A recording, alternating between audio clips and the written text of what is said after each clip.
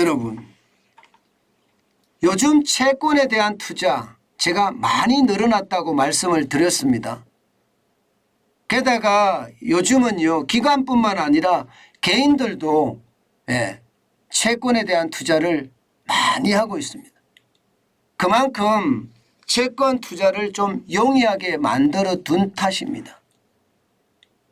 그런데 카드채가 이게 엄청나게 팔려나갔습니다. 여러분 이거 한번 보세요.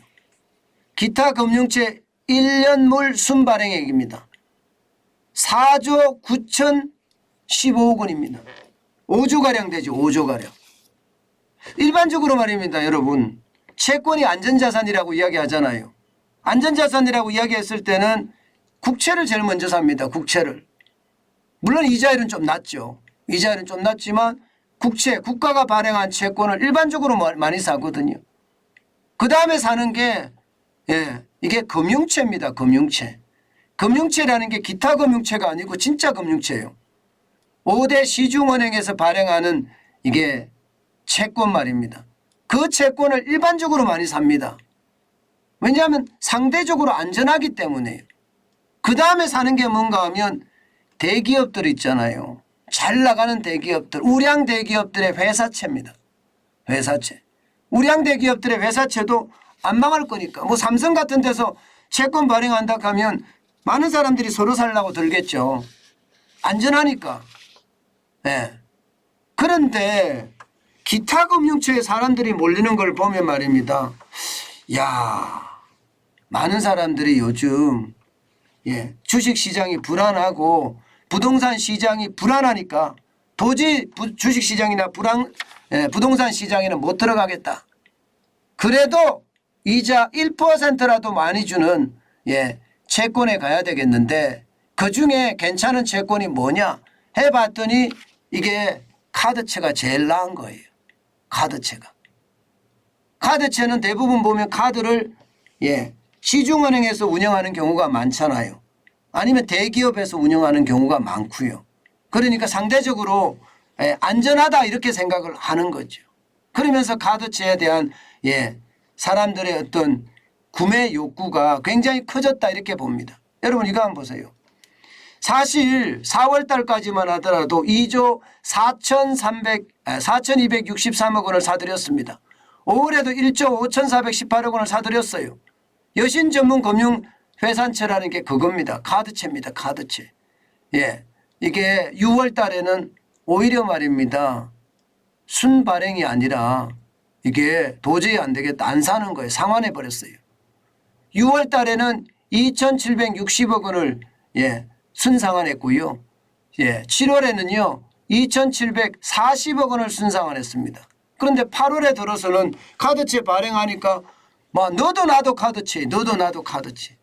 4조까지 거의 5조잖아요. 4조 9,015억 원이니까 5조죠. 5조. 5조까지 올라갔으니까 진짜 많이 올라간 겁니다. 진짜 많이 올라간 거예요. 그만큼 말입니다. 여러분 이게 돈이 된다고 판단을 하는 겁니다. 실제로 볼까요? 실제로 이자가 적지 않습니다. 이자가 점점 올라가고 있어요. 6월 1일까지만 하더라도 카드채 수익률이 3%였거든요. 3.009%였습니다. 그것이 7월 1일 되니까 4%가 넘어섰습니다. 4.088%. 점점 이게 늘어납니다. 지난 13일에 한국은행에서 기준금리를 인상하니까 4.28%까지 올라가더니 그 다음부터는 전부 다 금리를 내린다. 정부가 금리 내리라고 난리를 쳤잖아요. 간치금융이라 제가 이야기까지 했을 만큼 말입니다. 그러니까 내렸어요. 8월 1일 날은 4.184%까지 내리고요. 8월 25일 날은 4.042%까지 내렸지만 9월부터는 다시 올라가기 시작했습니다. 4.192%까지 191%까지 올라갔습니다. 아마 더 올라가겠죠.